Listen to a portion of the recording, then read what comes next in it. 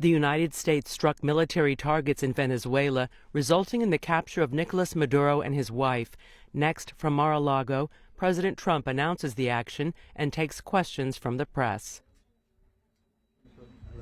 Mr. President. Good morning. Okay, thank you very much. This is big stuff, and we appreciate you being here. Late last night and early today, at my direction, the United States Armed Forces conducted an extraordinary military operation in the capital of Venezuela. Overwhelming American military power, air, land, and sea, was used to launch a spectacular assault. And it was an assault like people have not seen since World War II. It was a force against a heavily fortified military fortress in the heart of Caracas to bring outlaw dictator Nicolas Maduro to justice. This was one of the most stunning, effective, and powerful displays of American military might and competence in American history.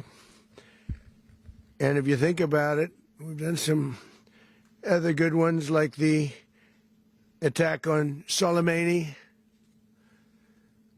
the attack on al-Baghdadi, and the obliteration and decimation of the Iran nuclear sites just recently in an operation known as Midnight Hammer. All perfectly executed and done. No nation in the world could achieve what America achieved yesterday, or frankly, in just a short period of time. All Venezuelan military capacities were rendered powerless as the men and women of our military, working with U.S. law enforcement, successfully captured Maduro in the dead of night. It was dark. The lights of Caracas were largely turned off due to a certain expertise that we have. It was dark, and it was deadly. But captured along with his wife, Celia Flores, both of whom now face American justice. Maduro and Flores have been indicted in the Southern District of New York, it's Jay Clayton, for their campaign of deadly narco-terrorism against the United States and its citizens. I want to thank the men and women of our military who achieved such an extraordinary success overnight with breathtaking speed, power, precision, and competence. You rarely see anything like it. You've seen some raids in this country that didn't go so well. They were an embarrassment. If you look back to Afghanistan, or if you look back to the Jimmy Carter days, they were different days. We're a respected country again, maybe like never before. These highly trained warriors, operating in collaboration with U.S. law enforcement, caught them in a very ready position. They were waiting for us. They knew we had many ships out in the sea, just sort of waiting. They knew we were coming. So they were in a ready, what's called a ready position, but they were completely overwhelmed and very quickly incapacitated. If you would have seen what I saw last night, you would have been very impressed. I'm not sure that you'll ever get to see it, but it was an incredible thing to see. Not a single American service member was killed, and not a single piece of American equipment was lost. We had many helicopters, many planes, many people involved in that fight. But think of that, not one piece of military equipment was lost, not one service member was, more importantly, killed. The United States military is the strongest and most fearsome military on the planet by far. With capabilities and skills our enemies can scarcely begin to imagine. We have the best equipment anywhere in the world. There's no equipment like what we have, and you see that even if you just look at the boats, you know, we've knocked out 97% of the drugs coming in by sea. 90%. Each boat kills on average, 25,000 people. We knocked out 97%. And those drugs mostly come from a place called Venezuela. We're going to run the country until such time as we can do a safe, proper, and judicious transition. So we don't want to be involved with having somebody else get in, and we have the same situation that we had for the last long period of years. So we are going to run the country until such time as we can do a safe, proper, and judicious transition. And it has to be judicious because that's what we're all about. We want peace, liberty, and justice for the great people of Venezuela, and that includes many from Venezuela that are now living in the United States and want to go back to their country. It's their homeland. We can't take a chance that somebody else takes over Venezuela that doesn't have the good of the Venezuelan people in mind. We've had decades of that. We're not going to let that happen. We're there now, and what people don't understand, but they understand as I say this, we're there now, but we're going to stay until such time as the proper transition can take place. So we're going to stay until such time as we're going to run it, essentially, until such time as a proper transition can take place. As everyone knows, the oil business in Venezuela has been a bust, a total bust, for a long period of time. They were pumping almost nothing by comparison to what they could have been pumping and what could have taken place. We're going to have our very large United States oil companies, the biggest anywhere in the world, go in, spend billions of dollars, fix the badly broken infrastructure, the oil infrastructure, and start making money for the country. And we are ready to stage a second and much larger attack if we need to do so. So we were prepared to do a second wave if we needed to do so. We actually assumed that a second wave would be necessary, but now it's probably not. The first wave, if you'd like to call it that, the first attack was so successful, we probably don't have to do a second, but we're prepared to do a second wave, a much bigger wave, actually. This was pinpoint, but we have a much bigger wave that probably won't have to do. This partnership of Venezuela with the United States of America, a country that everybody wants to be involved with because of what we were able to do and accomplish, will make the people of Venezuela rich, independent, and safe. And it will also make the many, many people from Venezuela that are living in the United States extremely happy. They suffered. They suffered. So much was taken from them. They're not going to suffer anymore. The illegitimate dictator Maduro was the kingpin of a vast criminal network responsible for trafficking colossal amounts of deadly and illicit drugs into the United States. As alleged in the indictment, he personally oversaw the vicious cartel known as Cartel de las Solas, which flooded our nation with lethal poison, responsible for the deaths of countless Americans, the many, many Americans. Hundreds of thousands over the years of Americans died because of him. Maduro and his wife will soon face the full might of American justice and stand trial on American soil. Right now, they're on a ship they'll be heading to, ultimately, New York. And then a decision will be made, I assume, between New York and Miami or Florida. But we have people where the overwhelming evidence of their crimes will be presented in a court of law. And I've seen it. I've seen what we have. It's both horrible and breathtaking that something like this could have been allowed to take place. For many years after his term as president of Venezuela expired, Maduro remained in power and waged a ceaseless campaign of violence, terror, and subversion against the United States of America, threatening not only our people, but the stability of the entire region. And you all saw it. In addition to trafficking gigantic amounts of illegal drugs that inflicted untold suffering and human destruction all over the country, all over, in particular, the United States, Maduro sent savage and murderous gangs, including the bloodthirsty prison gang, Tren de Aragua, to terrorize American communities nationwide. And he did indeed. They were in Colorado. They took over apartment complexes. They cut the fingers off people if they called police. They were brutal, but they're not so brutal now. And I just have to congratulate our military, Pete and everybody, and our National Guard, because the job that they've done, whether it's in Washington, D.C., where we have a totally safe city, where it was one of the most unsafe cities anywhere in the world, frankly, and now we have no crime in Washington, D.C. We haven't had a killing. We had the terrorist attack a few weeks ago.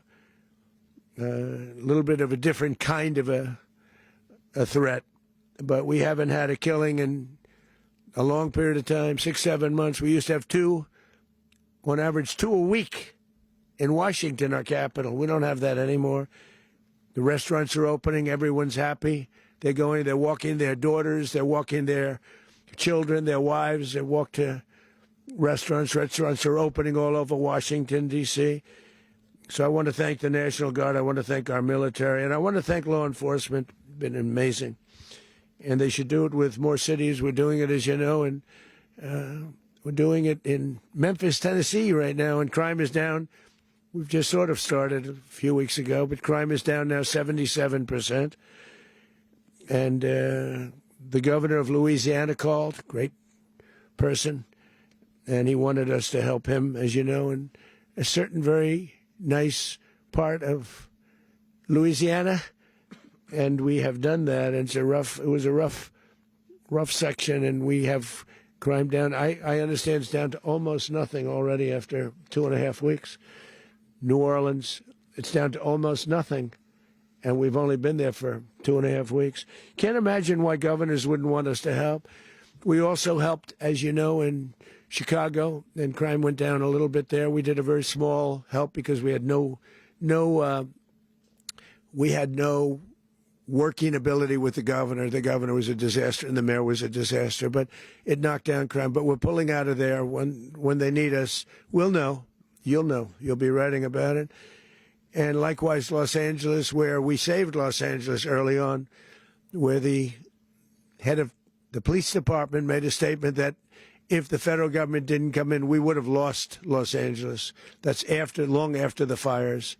That's when they had the riots in Los Angeles. We did a great job. Got no credit for it whatsoever, but that's okay. It doesn't matter. We don't need the credit. But we'll be pulling out when they need us. They'll call, or we'll go back if we have to. We'll go back. But we did a great job in various cities. But the place that we're very proud of is Washington, D.C., because it's our nation's capital. We took it from being a crime-ridden mess to being one of the safest cities in the country. But the gangs that they sent raped, tortured, and murdered American women and children. They were in all of the cities I mentioned, Tren de Aragua. And they were sent by Maduro to terrorize our people, and now Maduro will never again be able to threaten an American citizen or anybody from Venezuela. There will no longer be threats. For years, I've highlighted the stories of those innocent Americans whose lives were so heartlessly robbed by this Venezuelan terrorist organization. Really one of the worst. One of the worst. They say the worst. Americans like 12-year-old Jocelyn Nungary from Houston. Beautiful Jocelyn Nungary. What happened to her? They, as you know, they kidnapped, assaulted, and murdered by Tren de Aragua animals. They murdered Jocelyn and left her dead under the bridge. There was a bridge that will never be the same to so many people after seeing what happened. As I've said many times, the Maduro regime emptied out their prisons, sent their worst and most violent monsters into the United States to steal American lives. And they came from mental institutions and insane asylums. They came from prisons and jails. The reason I say both, they sound similar. Actually, prisons a little bit more hostile, a little bit tougher. A mental institution isn't as tough as an insane asylum, but we got them both. They sent from their mental institutions. They sent from their jails, prisons. They were drug dealers. They were drug kingpins. They sent everybody bad into the United States, but no longer. And we have now a border where nobody gets through. In addition, Venezuela unilaterally seized and sold American oil, American assets, and American platforms, costing us billions and billions of dollars. They did this a while ago, but we never had a president that did anything about it. They took all of our property. It was our property. We built it. And we never had a president that decided to do anything about it. Instead, they fought wars that were 10,000 miles away. We built Venezuela oil industry with American talent, drive, and skill, and the socialist regime stole it from us during those previous administrations, and they stole it through force. This constituted one of the largest thefts of American property in the history of our country. Considered the largest theft of property in the history of our country. Massive oil infrastructure was taken like we were babies, and we didn't do anything about it. I would have done something about it. America will never allow foreign powers to rob our people or drive us back into and out of our own hemisphere. That's what they did. Furthermore, under the now deposed dictator Maduro, Venezuela was increasingly hosting foreign adversaries in our region and acquiring menacing offensive weapons that could threaten U.S. interests and lives. And they used those weapons last night. Potentially in league with the cartels operating along our border. All of these actions were in gross violation of the core principles of American foreign policy, dating back more than 2 centuries. And not anymore. All the way back, it dated to the Monroe Doctrines. And the Monroe Doctrine is a big deal. But we've superseded it by a lot. By a real lot. They now call it the Monroe Document. I don't know. It's Monroe Doctrine. We sort of forgot about it. It was very important, but we forgot about it. We don't forget about it anymore. Under our new national security strategy, American dominance in the Western Hemisphere will never be questioned again. Won't happen. So just in concluding, for decades, other administrations have neglected or even contributed to these growing security threats in the Western Hemisphere. Under the Trump administration, we are reasserting American power in a very powerful way in our home region. And our home region is very different than it was just a short while ago. The future will be, and we did this in my first term. We had great dominance in my first term, and we have far greater dominance right now. Everyone's coming back to us. The future will be determined by the ability to protect commerce and territory and resources that are core to national security. These are core to our national security. Just like tariffs are, they've made our country rich, and they've made our national security stronger than ever before. But these are the iron laws that have always determined global power. And we're going to keep it that way. We will secure our borders. We will stop the terrorists. We will crash the cartels, and we will defend our citizens against all threats, foreign and domestic. Other presidents may have lacked the courage or whatever to defend America, but I will never allow terrorists and criminals to operate with impunity against the United States. This extremely successful operation should serve as warning to anyone who would threaten American sovereignty or endanger American lives. Very importantly, the embargo on all Venezuelan oil remains in full effect. The American armada remains poised in position, and the United States retains all military options until United States demands have been fully met and fully satisfied. All political and military figures in Venezuela should understand what happened to Maduro can happen to them, and it will happen to them if they aren't just fair, even to their people. The dictator and terrorist Maduro is finally gone, and Venezuela people are free. They're free again. It's been a long time for them, but they're free. America is a safer nation. This morning, it's a prouder nation this morning because it didn't allow this horrible person and this country that was doing very bad things to us. It didn't allow it to happen. And the Western Hemisphere is right now a much safer place to be. So I want to thank everybody for being here. I want to thank General Raisin Kane. He's a fantastic man. I've worked with a lot of generals. I worked with some I didn't like. I worked with some I didn't respect. I worked with some that just weren't good. But this guy is fantastic. I watched last night one of the most precise attacks on sovereignty. I mean, it was an attack for justice. And I'm very proud of him, and I'm very proud of our Secretary of War, Pete Hegseth, who I'm going to ask to say a few words. Thank you very much. Mr. President, can you explain how the U.S. will run Venezuela? Well, thank you, Mr. President. Finally, a commander-in-chief the world respects and the American people deserve. And as the President said, words can barely capture the bravery and the power and the precision of this historic operation. A massive joint military and law enforcement raid flawlessly executed by the greatest Americans our country has to offer. American warriors are second to none, the best in the world and the best of our country. What all of us witnessed last night was sheer guts and grit, gallantry and glory of the American warrior. I'm simply humbled by such men. And I tip my hat to our chairman, Dan Raisin Kane, and all those Americans who stood watch last night. Our warriors are the elite of America, and again, President Trump has your back. No other country on planet Earth, and it's not even close, could pull this kind of operation off. And no other president has ever shown this kind of leadership, courage, and resolve, the most powerful combination the world has ever seen. As the President said, our adversaries remain on notice. America can project our will anywhere, anytime. The coordination, the stealth, the lethality, the precision, the very long arm of American justice, all on full display in the middle of the night.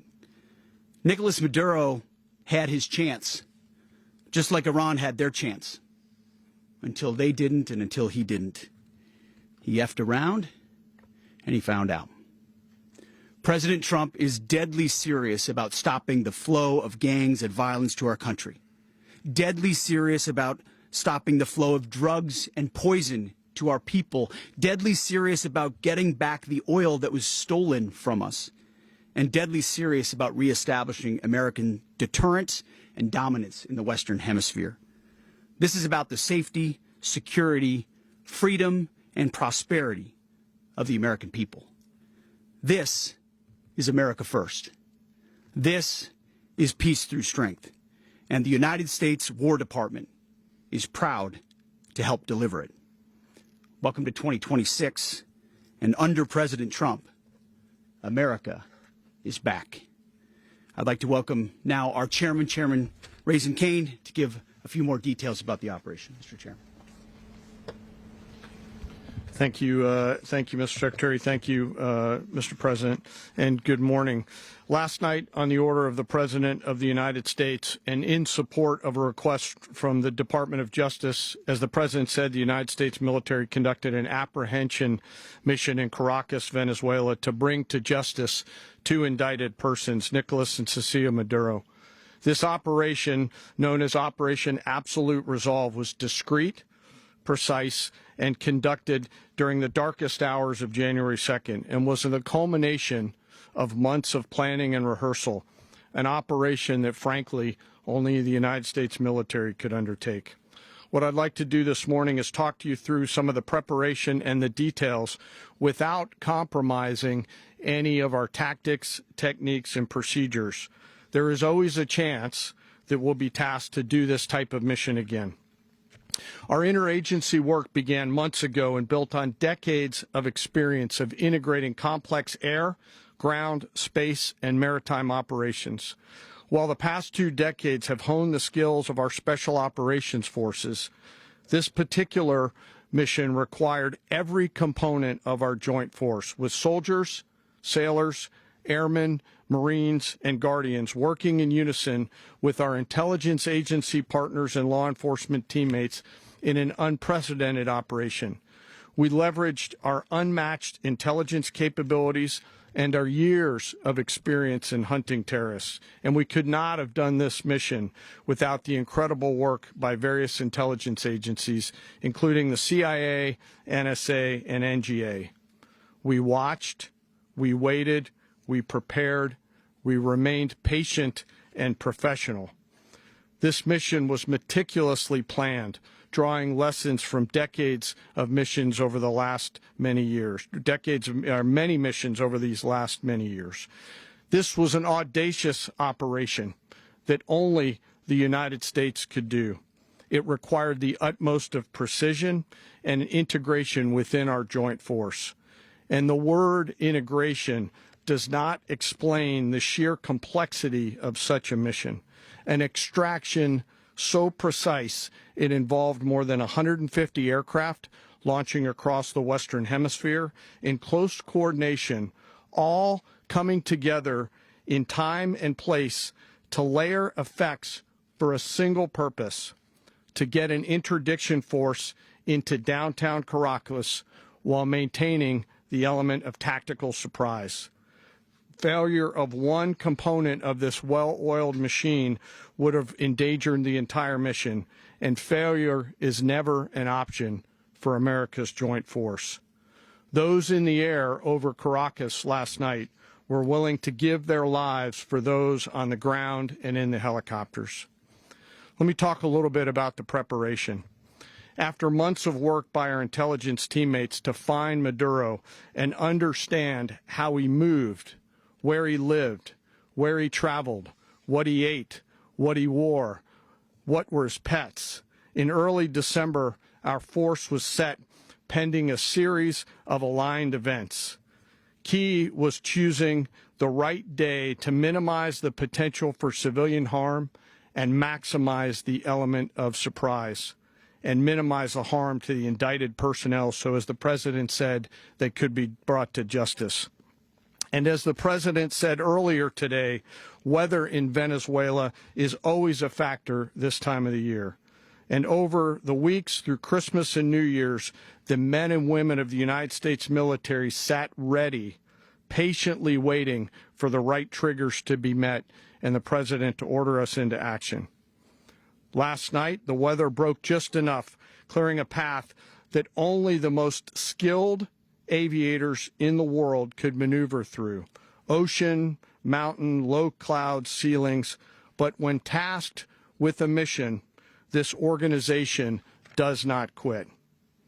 At 10:46 p.m. Eastern Time last night, the President ordered the United States military to move forward with this mission. He said to us, and we appreciate it, Mr. President, good luck and Godspeed. And those words were transmitted to the entire joint force. Over the course of the night, aircraft began launching from 20 different bases on land and sea across the Western Hemisphere. In total, more than 150 aircraft, bombers, fighters, intelligence, reconnaissance, surveillance, rotary wing were in the air last night. Thousands and thousands of hours of experience were airborne. Our youngest crew member was 20, and our oldest crew member was 49. And there's simply no match for American military might. As the night began, the helicopters took off with the extraction force, which included law enforcement officers, and began their flight into Venezuela at 100 feet above the water. As they approached Venezuelan shores, the United States began layering different effects provided by Spacecom, Cybercom, and other members of the interagency to create a pathway. Overhead, those forces were protected by aircraft from the United States Marines, the United States Navy, the United States Air Force, and the Air National Guard. The force included F-22s, F-35s, F-18s, EA-18s, E-2s, B-1 bombers, and other support aircraft, as well as numerous remotely piloted drones. As the force began to approach Caracas, the Joint Air Component began dismantling and disabling the air defense systems in Venezuela, employing weapons to ensure the safe passage of the helicopters into the target area. The goal of our air component is, was, and always will be to protect the helicopters and the ground force and get them to the target and get them home. As the force crossed the last point of high terrain where they'd been hiding in the clutter, we assessed that we had maintained totally the element of surprise. As the helicopter force ingressed towards the objective at low level, we arrived at Maduro's compound at 1:01 a.m. Eastern Standard Time, or 2:01 a.m. Caracas local time, and the apprehension force descended into Maduro's compound and moved with speed, precision, and discipline towards their objective and isolated the area to ensure the safety and security of the ground force while apprehending the indicted persons. On arrival into the target area, the helicopters came under fire, and they replied with that fire with overwhelming force in self-defense. One of our aircraft was hit but remained flyable, and as the President said earlier today, all of our aircraft came home, and that aircraft remained flyable during the rest of the mission. As the operation unfolded at the compound, our air and ground intelligence teams provided real-time updates to the ground force, ensuring those forces could safely navigate the complex environment without unnecessary risk. The force remained protected by overhead tactical aviation. Maduro and his wife, both indicted, gave up and were taken into custody by the Department of Justice, assisted by our incredible U.S. military with professionalism and precision, with no loss of U.S. life. After securing the indicted persons, the force began to prep for departure. Helicopters were called in to exfiltrate the extraction force, while fighter aircraft and remotely piloted aircraft provided overhead coverage and suppressive fire. There were multiple self-defense engagements as the force began to withdraw out of Venezuela. The force successfully exfiltrated and returned to their afloat launch bases, and the force was over the water at 3:29 a.m. Eastern Standard Time with indicted persons on board. And both Maduro and his wife were embarked aboard the USS Iwo Jima. In closing, what we've witnessed today is a powerful demonstration of America's joint force. We think, we develop, we train, we rehearse, we debrief, we rehearse again and again, not to get it right, but to ensure that we cannot get it wrong. Our jobs are to integrate combat power so when the order comes, we can deliver overwhelming force at the time and the place of our choosing against any foe anywhere in the world. I am immensely proud today of our joint force and filled with gratitude to represent them here today. There is simply no mission too difficult for these incredible professionals and the families that stand by them and support them. As we stand here this morning, our forces remain in the region at a high state of readiness, prepared to project power, defend themselves, and our interests in the region. This operation is a testament to the dedication and unwavering commitment to justice and our resolve to hold accountable those who threaten peace and stability. In closing, I want to express my heartfelt gratitude to the brave men and women who executed this mission. Their courage and tireless commitment to our nation are what makes us strong. Thank you, Mr. Secretary, and thank you, Mr. President. Well, I don't have much to add to what you've heard now, other than the following points. Nicolas Maduro was indicted in 2020 in the United States. He is not the legitimate president of Venezuela. That's not just us saying it. The first Trump administration, the Biden administration, the second Trump administration, none of those three recognized him. He's not recognized by the European Union and multiple countries around the world. He is a fugitive of American justice with a $50 million reward, which I guess we saved $50 million. And make sure. Yeah, exactly. But don't let anybody claim it. Nobody deserves it but us. But I want to be clear about one thing. Nicolas Maduro had multiple opportunities to avoid this. He was provided multiple very, very, very generous offers and chose instead to act like a wild man, chose instead to play around. And the result is what we saw tonight. The other message here is the following. You have a guy, like many people around the world, they like to play games. You have a guy who decides he's going to invite Iran into his country, is going to, do the confiscation of American oil companies, is going to flood our country with gang members, is going to take Americans prisoner and try to hold them for hostage and trade them like he was able to do with the Biden administration. Basically likes to play games all this time and thinks nothing's going to happen. And I hope what people now understand is that we have a president. The 47th president of the United States is not a game player. When he tells you that he's going to do something, when he tells you he's going to address a problem, he means it. He actions it. I can tell you, I've watched this process now for 14, 15 years, been around it. Everybody talks. I'm going to do this. I'm going to do that. When I get there, we're going to do this. We're going to take. This is a president of action. Like, I don't understand yet how they haven't figured this out. And now, if you don't know, now you know. Because this is the way it's going to play out. And I think people need to understand that this is not a president that just talks and does letters and press conferences. And, if he says he's serious about something, he means it. And this is something that was a direct threat to the national interest of the United States, and the president addressed it. There's a president of peace, by the way. I told you what I just said earlier. This guy had multiple opportunities to find his way somewhere else and figure out another. He could have been living somewhere else right now, very happy, but instead he wanted to play big boy. And so now, he's got other sets of problems on his hands. And but I think the message here should be for the world. Look, the president doesn't go out looking for people to pick fights with. He's not generally wants to get along with everybody. We'll talk and meet with anybody, but don't play games. Don't play games with this president's in office, because it's not going to turn out well. And so I hope that I guess that lesson was learned last night, and we hope it'll be instructive moving forward. Is that a message for Cuba? Mr. President. Mr. President. Mr. President. Mr. President. Running the country. Mr. President. Mr. President. Mr. President. You said that the U.S. is going to run Venezuela. So who's in power right now? Well, we're going to be running it with a group, and we're going to make sure it's run properly. We're going to rebuild the oil infrastructure, which will cost billions of dollars. It'll be paid for by the oil companies directly. They will be reimbursed for what they're doing, but that's going to be paid. And we're going to get the oil flowing the way it should be. As you know, it was just a minor flow. It was actually a minor flow for what they have. But we're going to run it properly, and we're going to make sure the people of Venezuela are taken care of. We're going to make sure the people that were forced out of Venezuela by this thug are also taken care of. Mr. President, does the U.S. running the country mean that U.S. troops will be on the ground? How will that work? Well, they always say boots on the ground. So we're not afraid of boots on the ground if we have to have. We had boots on the ground last night at a very high level, actually.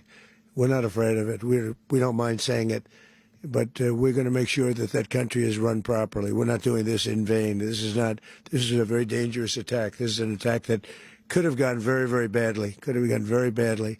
We could have lost a lot of people last night. We could have lost a lot of dignity. We could have lost a lot of equipment. The equipment is less important, but we could have lost a lot. And we're going to make sure that this is proper. We're there now. We're ready to go again if we have to. We're going to run the country right. It's going to be run very judiciously, very fairly.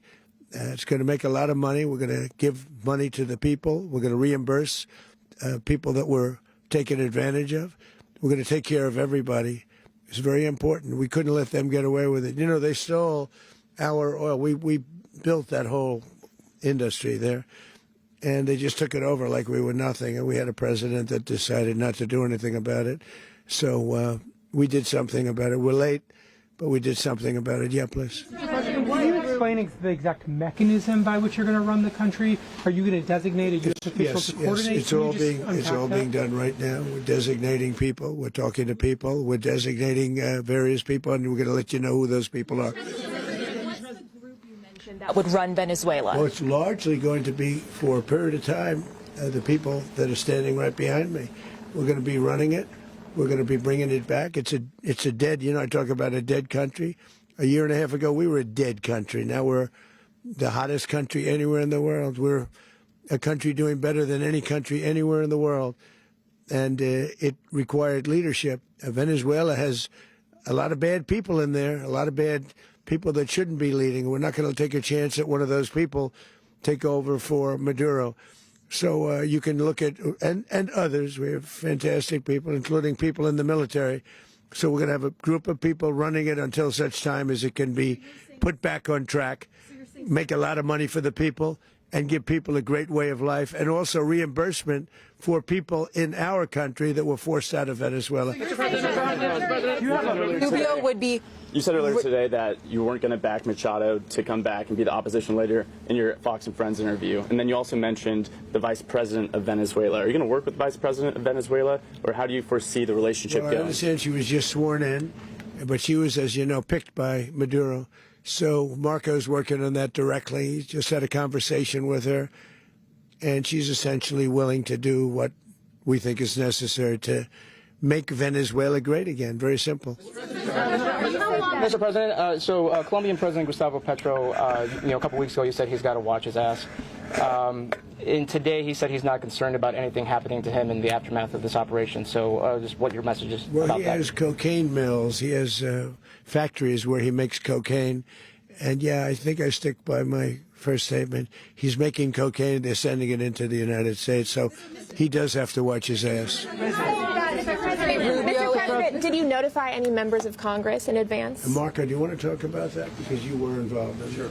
We called members of Congress immediately after. This was not the kind of mission that you can do congressional notification on. It was a trigger-based mission in which conditions had to be met night after night. We watched and monitored that for a number of days. So it's just simply not the kind of mission you can call people and say, hey, we may do this at some point in the next 15 days. But it's largely a law enforcement function. Remember, at the end of the day, at its core, this was an arrest of 2 indicted fugitives of American justice, and the Department of War supported the Department of Justice in that job. Now, there are broader policy implications here, but it's just not the kind of mission that you can pre-notify because it endangers the mission. Plus, if I could add one thing to that, Congress has a tendency to leak. This would not be good. If they leaked, General, I think it would have been maybe a very different result. But I have to say, they knew we were coming at some point, We had a lot of ships out there. They sort of knew we were coming. We went there. But Congress will leak, and we don't want leakers. Mr. President, you were one of the only people to watch this all play out live. What was Maduro doing when the U.S. forces entered what I assume would be his home? And also, was there any point where the U.S. was considering if Maduro pushed back or resisted killing Maduro? It could have happened. It could have happened. He was trying to get into a safe place. The safe place is all steel. And he wasn't able to make it to the door because our guys were so fast. They went through the opposition so fast. And there was a lot of opposition. People were wondering, do we get them by surprise? Sort of surprised, but they were waiting for something. It was a lot of opposition. There was a lot of gunfire. You saw some of it today. But he was trying to get to a safe place, which wasn't safe because we would have had the door blown up in about 47 seconds, they say on average, regardless of how thick the steel was. It was a very thick door. It was a very heavy door, but he was unable to get to that door. He made it to the door. He was unable to close it. Go ahead, finish. Where is Maduro going to be in the time being right now? Do you know his exact whereabouts? Well, eventually, ultimately, in the near future, he's going to be brought to New York. And where is he going to be held? Where is he going to be held in New York? Do you know? That's going to be up to the officials that do these things. Mr. President, the U.S. has something of a mixed track record of ousting dictators without necessarily a plan for what comes afterwards. Did that weigh on your decision? Well, that's why we had different presidents, but with me, that's not true. With me, we've had a perfect track record of winning. We win a lot, and we win. If you look at Soleimani, you look at al-Baghdadi, you look at the Midnight Hammer. Midnight Hammer was incredible. Right now, you wouldn't have peace in the Middle East. We have essentially peace in the Middle East because of that. If we weren't successful with Midnight Hammer, you wouldn't have peace in the Middle East. So, with me, you've had a lot of victory. You've had only victories. You've had no losses. Yeah. President, how long do you expect the U.S. to run Venezuela, and how soon do you want the Venezuelan people to hold elections? So I'd like to do it quickly, but it takes a period of time. We're rebuilding. We have to rebuild their whole infrastructure. The infrastructure is rotted. It's actually very dangerous. It's blow-up territory. Oil is very dangerous. It's a very dangerous thing to take out of the ground. Can kill a lot of people. It has killed a lot of people doing just that. The infrastructure is old. It's rotted. Much of it is stuff that we put there 25 years ago, and we're going to be replacing it. And we're going to take a lot of money out so that we can take care of the country. Yeah. Are you saying that Secretary Rubio and Mr. President, China, Russia, and Iran have interests in Venezuela. How does this operation affect your relationships with them when it comes to the oil and the drugs? And Russia, Russia when we get things straightened out. But in terms of other countries that want oil, we're in the oil business. We're going to sell it to them. We're not going to say we're not going to give it to them. In other words, we'll be selling oil probably in much larger doses because they couldn't produce very much because their infrastructure was so bad. So we'll be selling large amounts of oil to other countries, many of whom are using it now, but I would say many more will come. Are you saying that, Mr. President, are you saying that? Mr. President, thank you. What is your message to the people of Venezuela today? Of course, the civilian population specifically, they have a lot of questions. What is your message to the people of Venezuela? That you're going to have peace, justice. You're going to have some of the riches that you should have had for a long period of time. It was stolen from you. But you're going to have peace and you're going to have safety. You're going to have justice. You're going to have a country. You're going to have a real country. You're going to have potentially a great country. You know, if you go back 20 years, maybe even a little longer ago, that was a great country. And they destroyed it. Remember I said that if we lose this election, the United States will be Venezuela on steroids. That's what would have happened.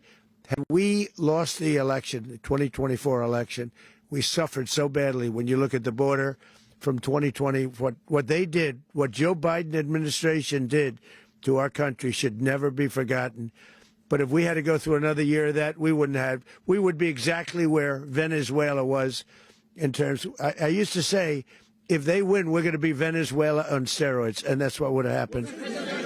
President, thank you. Are you saying that Secretary Hegseth and Rubio are going to be running Venezuela, and will you be sending in U.S. military troops to provide? They're going to be a team that's working with the people of Venezuela to make sure that we have Venezuela right.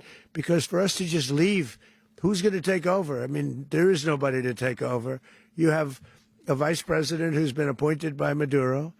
And right now she's the vice president, and she's, I guess, the president. She was sworn in as president just a little while ago. She had a long conversation with Marco, and she said, we'll do whatever you need. I think she was quite gracious, but she really doesn't have a choice. We're going to have this done right. We're not going to just do this with Maduro, then leave like everybody else, leave and say, let it go to hell. If we just left, it has zero chance of ever coming back. We'll run it properly. We'll run it professionally. We'll have the greatest oil companies in the world go in and invest billions and billions of dollars and take out money, use that money in Venezuela.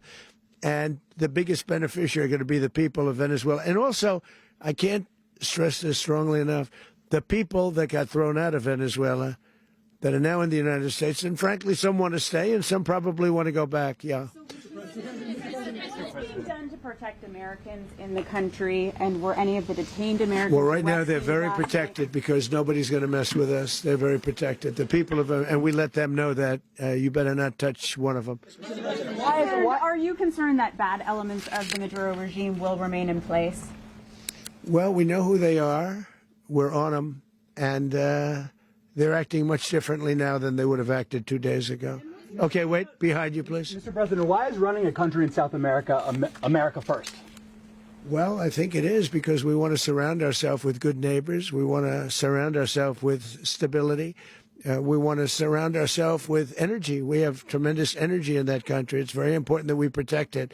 We need that for ourselves. We need that for the world. and we want to make sure we can protect it. Yes, sir. Please go ahead. Yeah, is there a message here for Cuba and Diaz-Canel? Well, Cuba is an interesting case. Cuba is, not doing very well right now. That system has not been a very good one for Cuba. The people there have suffered for many, many years. And I think Cuba is going to be something we'll end up talking about because Cuba is a failing nation right now, very badly failing nation. And we want to help the people. It's very similar in the sense that we want to help the people in Cuba, but we want to also help the people that were forced out of Cuba and living in this country. Do you want to say something about that, Marco, please?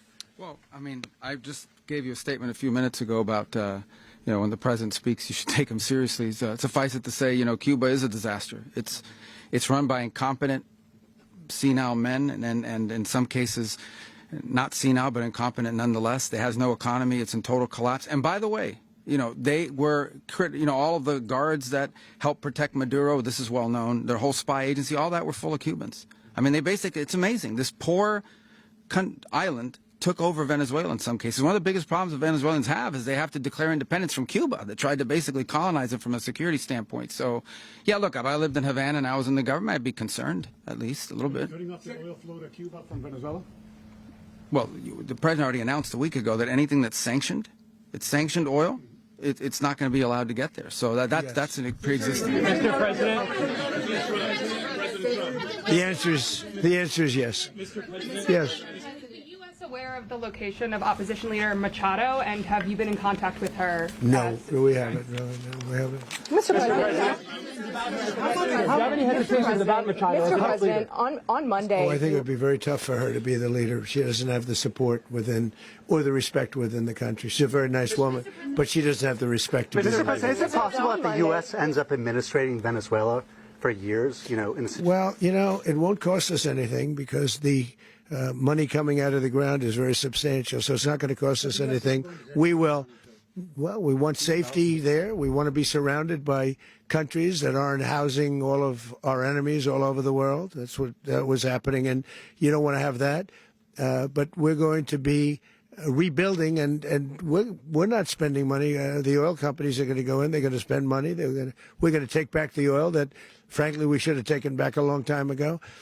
A lot of money is coming out of the ground. We're going to get reimbursed for all of that. We're going to get reimbursed for everything that we spend. So it's going to be a very important. This is a very big evening that took place last night. We have to be surrounded by safe, secure countries, and we also have to have energy. Very important. We have to have energy that's real energy, not where they're getting 4% and 5% of the energy out of the ground. You take a look. It was such a disaster. So what's going to happen with Venezuela, I think, over the next period of a year is going to be a great thing. And the people of Venezuela will be the biggest beneficiaries. Mr. President, the U.S. military. Mr. President, thank you. What did you last speak to Maduro about when you spoke? And is the U.S. Well, I don't want to get into the Venezuela? conversations, but I did have conversations with him, and I said, you got to surrender. And I actually thought he was pretty close to doing so, but now he wished he did, yeah.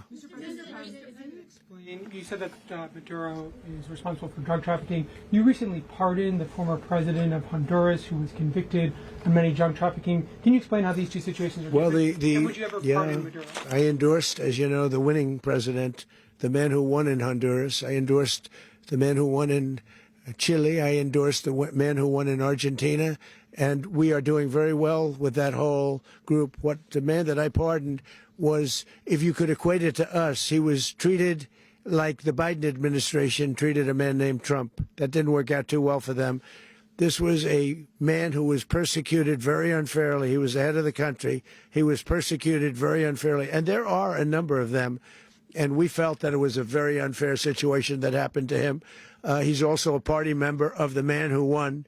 So obviously the people liked what I did. And one of the reasons that was done is because of the fact that the party in power felt very strongly that that man was treated very badly. I studied it very quickly, and then I studied it in great detail. I went to a lot of the people standing behind me, and they felt that that man was persecuted and treated very badly. That's why I gave him a pardon. You referenced boots on the ground earlier. Can you just sort of button this up? Do you envision the U.S. military having a presence in Venezuela as the U.S. runs that country? No, we're going to have a presence in Venezuela as it pertains to oil, because we have to have, we're sending our expertise in. So you may need something, not very much. But no, we're going to be taking out a tremendous amount of wealth out of the ground. And that wealth is going to the people of Venezuela and people from outside of Venezuela that used to be in Venezuela. And it goes also to the United States of America in the form of reimbursement for the damages caused us by that country. So I want to thank you all very much. Thank you. Do you have one? Yes, please. You were so nice before. I'm going to give you the final question. Go ahead. You, Mr. Unless President. it's a bad question, in which case I'll go one word. It's about who? It's about Putin, if you want. About Putin? Well, okay. That's always nice to talk about Putin. You had a phone call with him on Monday. Did he talk at all about Maduro? Did y'all talk about this? No, we didn't. We never spoke about Maduro. Are you mad at him right now? I mean, there's this I'm intelligence... not thrilled with Putin. I'm not thrilled with Putin. He's killing too many people. Was that intelligence? I thought that would be so. I settled 8 1/4 war. You know what the 1/4 was? Thailand and Cambodia. I did it again. They broke out, and I did it in about 5 hours, and I settled it. I'm giving myself 1/4, so I'm up to now 8 1/4. In other words, I settled the war, but then they broke out. They had a pretty bad breakout over the last 4 days. I got them to go back to peace. So I only give 1/4. I thought the easiest one would be, one of the easier ones would be Russia, Ukraine. It's not. And they both have done some pretty bad things. And look, that's Biden's war. That's not my war. But I want to stop the lives. Did you see where last month, 30,000, it was 27,000 the month before. 30,000, mostly soldiers, were killed this last month. 30,000. I want to stop that. You know, I got NATO to pay 5% instead of the 2% that they weren't paying. They weren't paying 2, now they pay 5. And we send them a lot of munitions. We send them a lot of things, missiles and various other things, a lot. And they pay. The United States is not losing money. We're probably making money on that. It's the last thing I care about. I just want to stop all those people. We're losing 25,000, 30,000 human beings that come from 2 places that are very far away. But if I can stop, because it's something I've been pretty good at doing, deals, I guess. It's all a deal. Life is a big deal. But if I can stop that war and stop 30,000 young people, in addition to the fact that people are being killed in Kiev, people are being killed in other cities throughout, a much smaller number, but they're being killed, viciously killed. So I'm not happy about it. I thought that would be something that would get solved. We have Mr. Witkoff here. I think that we're making progress, but that's a war that should have never happened. If I were president, it would have never happened. Putin says it. Everybody says it. If I were president, that would have never happened. But I inherited that war. That was Joe Biden, Zelensky, and Putin. I came into the situation, and it's a mess. And I will say this. I watched an operation last night that was so precise, that was so brilliant. I mean, it was incredible. If we had our people, like this general and our people involved, that war would not have gone on very long, that I can tell you. That war, to use an old term, that war has become a bloodbath, and we want it to get stopped. Thank you very much. Are you concerned a rogue Venezuelan general can take over the country? Can you talk about your conversation with the Vice President? And there's more reaction from Capitol Hill to the U.S. strikes in Venezuela and the